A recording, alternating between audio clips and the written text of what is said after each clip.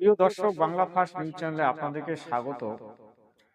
বাংলায় পরিবর্তন হলো, তৃণমূল সরকারের পতন হলো এবং একটা নতুন সরকার, যেটা ভারতবর্ষে বর্তমানে প্রধানতম এবং বিশ্বের মধ্যে সবথেকে বড় দল বিজেপি সরকার, অর্থাৎ বিজেপি দল। এবার বাংলায় বিজেপি এসে কি কি পরিবর্তন করতে চলেছে আমরা কিন্তু প্রত্যেক মুহূর্তে সেই নিউজগুলো পাচ্ছি।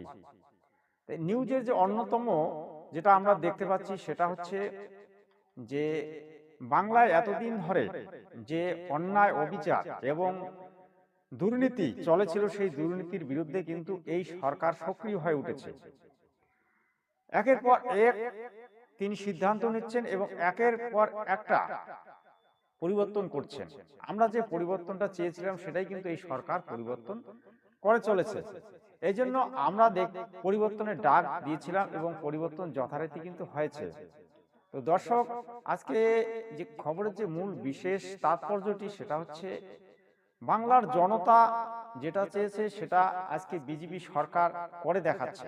আমরা যতটুকু জানি, রিপাবলিক বাংলা থেকে শুরু করে এবিপি আনন্দ, যতগুলি মিডিয়া আছে সমস্ত মিডিয়া চ্যানেলগুলি কিন্তু এবারে সেই পরিবর্তন, যে আসল পরিবর্তনগুলি কিন্তু মুহুর্মুহু তারা তুলে ধরতেছে।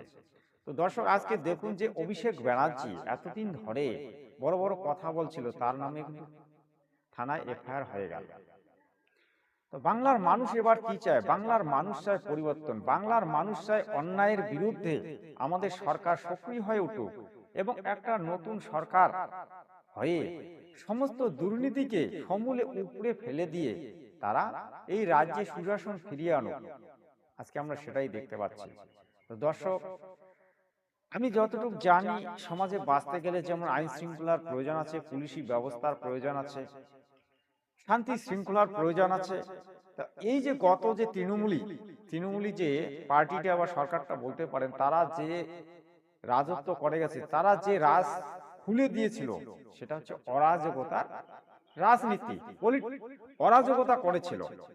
এই অরাজকতার ফলে বাংলার মানুষ কিন্তু তাদেরকে উপরে তুলে ফেলে দিয়েছে। তো দর্শক, আজকের ভিডিওটি বেশি লম্বা করব না। এই যে পরিবর্তনের ডাকে আপনারা কে কতটা সন্তুষ্ট হলেন এবং বাংলায় কিভাবে পরিবর্তন হচ্ছে সেটা নিয়ে কমেন্টে জানাবেন এবং ভিডিওটিকে বন্ধু বান্ধবদের মধ্যে শেয়ার করবেন। জয় হিন্দ, বন্দে মাতরম।